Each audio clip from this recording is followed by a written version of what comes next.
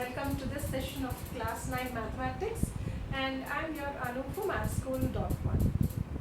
This class will be seeing a continuation of problems and polynomials, and this is of course based on identities, and today we are going to see about factorization of polynomials using our knowledge about identities. We have seen some problems regarding identities, isn't it? Now we'll be using the knowledge of those identities and we'll be factorizing the polynomials. Okay, so now let's get started doing the factorization. Now we have many types of factorization, many types of techniques for factorizing polynomials, and I'll be giving you each and every type in detail. But the problems when given to you won't be in a topic like factorization, do the factorization of polynomials, or factorize the polynomials by grouping the terms, factorize the polynomials by splitting the terms. It won't be asked like that. So in general it will be given factorization of polynomials, and you need to find a method, a better method which suits the problem.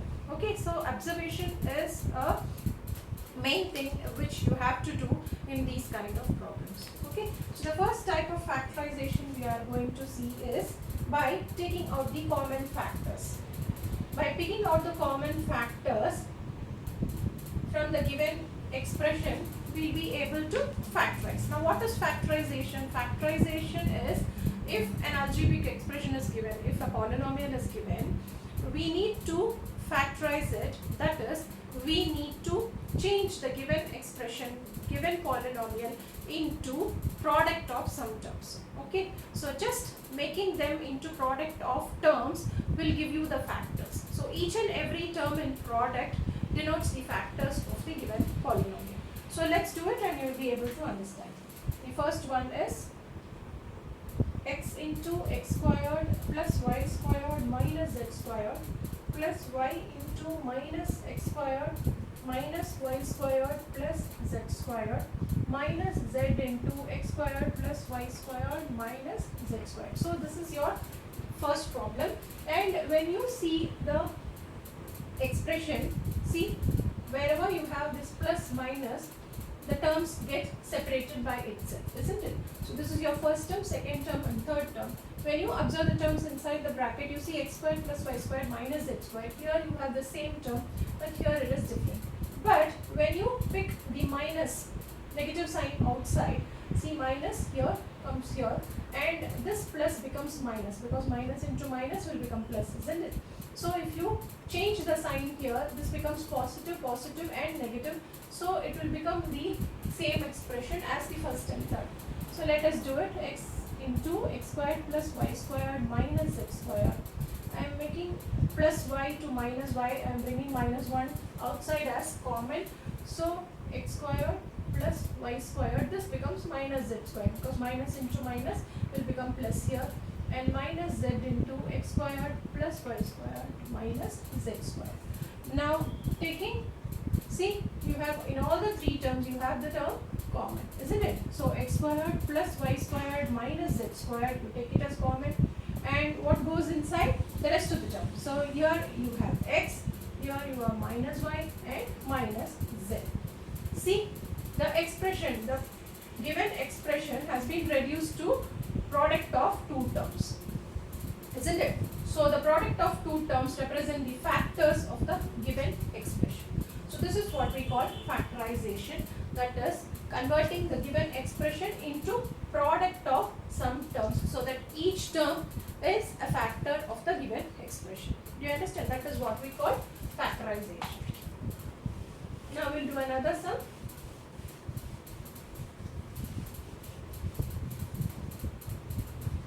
The next one is x cubed plus x minus 3x squared minus 3. See, here we have terms x cubed, x squared, minus 3x squared and minus x here. Sorry, this is x here. Okay, isn't it? Now when you observe the expression, you have 3 here, both 3's here, and you have just x here. So let me take as such, let me separate the terms as such. So here you have x cube and here you have x, isn't it? So I take x out. because why I take x out from these two terms, because you have x squared here and there is a constant term here.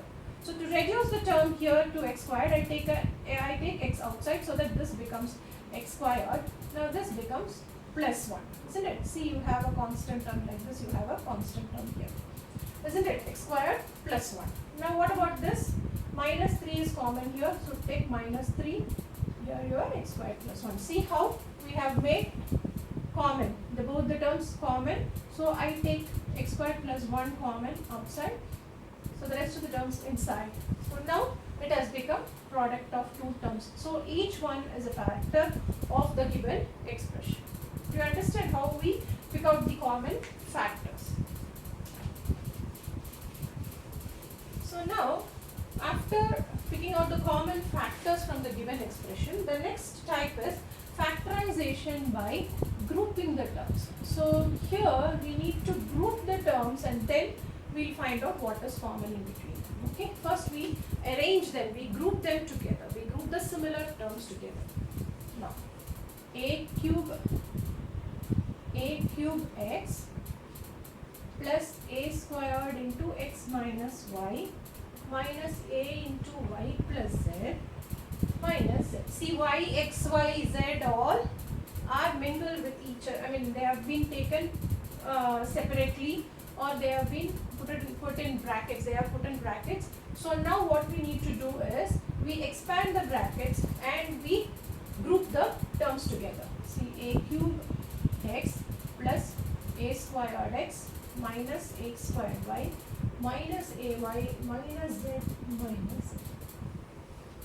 Okay. So now what we do is we group x terms together, y terms together and z terms together. Now with x term I have a squared x common. See, a cube and here x is there. So a squared x. So maximum I can take a squared x. So a plus 1 is left out, isn't it?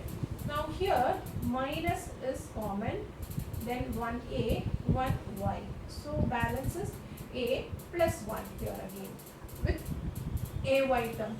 And here I have just the z alone, because there is no a here, you have 2z.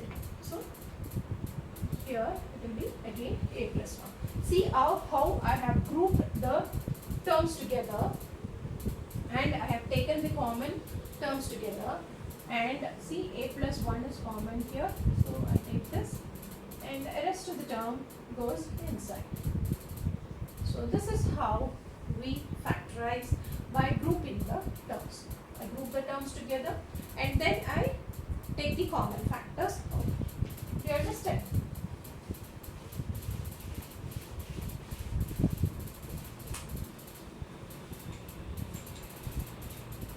Now the next one in grouping the terms is x cube minus 2x squared y plus 3x y squared minus 6y cube. See, when you observe, you have, see the coefficients, you have 1 here, here you have 2, and here you have 3 and 6. And now if we observe, we'll be able to see that when I take 3 outside, isn't it? So I get, when I take 3 outside, 3 common, I get 1 here coefficient and here I have 2. So, excuse me, so this will resemble the same coefficient here, 1 and 2. Here 1 and 2 it will become, because 3 has been taken out as a common factor, so it will become 1 and 2. So let me group these two terms as such and these two terms together. Now here I have x cube and here I have x squared. So maximum the thing which I can take it outside is x squared. So if x squared is taken out, I have x minus 2y, isn't it? Now see, here I have 3 common and y squared. The maximum thing I can take is 3 and y squared. So I take 3y squared out. Here I have x minus again 2y. You understand how we take? So x minus 2y is the common term here. X minus 2y into x squared plus 3y squared. See how I have factorized? I have made into product of two terms. Okay. So each term is a factor of the given expression. Do you understand? understand? We group the terms first and then we take the common factors out. So this is one type. The next one is by making a perfect square. The third type is by making a perfect square. So the first one is 4 into x plus y the whole square minus 28 y into x plus y plus 49 y square. So when you observe the terms here, see what is the difference between what we have done before, the four sums we have done before, and this problem is, here you have a square term and here you have one square term. So this is like x squared and this is like y squared. See, x plus y, let us take it as x, and this is y squared. Okay, and see, x term is here and y term. This y term is here and this x term is here. And the coefficients, if you see, 4 I can make it as 2 squared and 49 you can make it as 7 squared, isn't it? So 2 into 7 into 2, that is 14 into 2 is 28 for me. So this actually resembles the identity a minus b the whole square. That is a squared minus 2ab plus b squared. So how it is done? See, this 4 can be written as 2x plus y the whole squared minus, from 28 I separate 2. Okay, 2 into, write this 2. Okay, the coefficient 2 into 49. This 49 y squared can be written as 7y the whole squared, isn't it? So 7 sevens are 49 y squared and the 7. So 2 2s are 4, 4 7s are 28 you have got, and y into x plus y. See how it easily fits in the identity a squared minus 2ab plus b squared, isn't it? See this a, 2 into x plus y, and b 7y, this 2 b square and b square, isn't it? So this is nothing but a minus b the whole square identity. So just follow the identity 2 into x plus y minus what is b? 7y the whole square, isn't it? So we have made into a perfect square. So what is this? 2x plus 2y minus 7y the whole square. So this will become 2x minus 5y the whole square. So this is your answer. So we have made a perfect square. So the 2x minus 5y is a factor of the given expression. Do you understand? So how we make a perfect square from the given expression? We'll see another problem.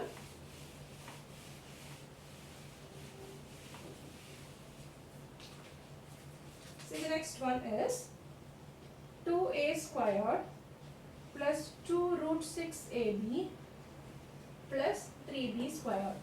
See, you have root here, and see, just multiply this 2 and 3 extremes. I have told you already, 2 3s are 6. See, the 2 3s are 6. Some number multiplied by some number should give you 6. This 6, and those two numbers when added, what you should get? You should get the middle term, that is 2 root 6. So root 6 is a clue here. So root 6 into root 6 will give you 6, and root 6 plus root 6 will give you 2 root 6, isn't it? So that will be the clue here. So let me write it as 2a square root 6 ab plus root 6 ab plus 3b square. Now what is root 6? That is root 2a the whole square. I write this like this, and 3b squared I write root 3b the whole square, isn't it? Root 3 square is 3 and root 2 square is 2. Now I can write this root 6 as root 3 into root 2ab plus root 3 into root 2ab. That is root 3 into root 2 is root 3 into 2. That is root 6. And now from this root 2a, I have here 2, I have root 2a, isn't it? From this I take root 2a common.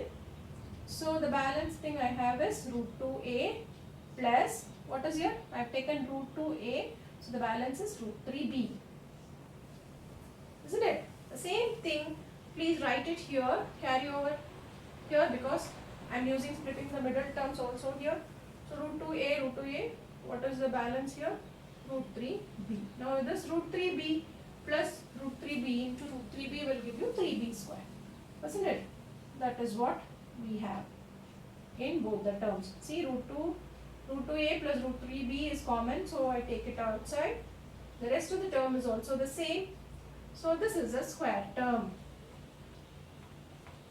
See how we have made it into a perfect square. So root 2a plus root 3b will be a factor of the above expression. See how we have made it into a perfect square by using the identity a plus b the whole square, isn't it?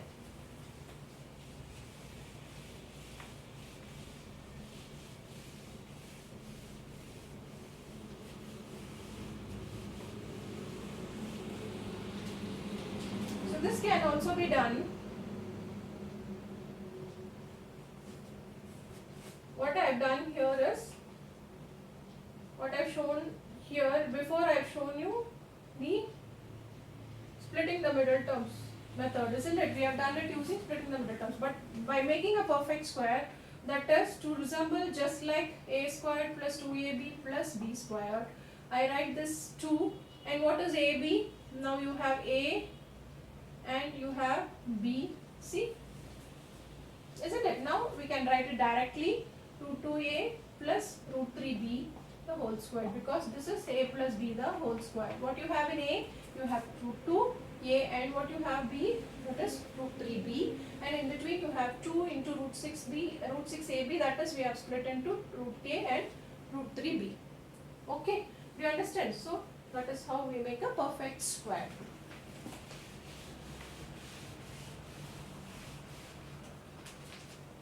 And the other one is 4x squared plus 9y squared plus 16z squared plus 12xy minus 24yz minus 16xz. So this exactly fits the square identity a squared plus b squared plus c squared plus 2ab plus 2bc plus 2ac. But we have plus signs here.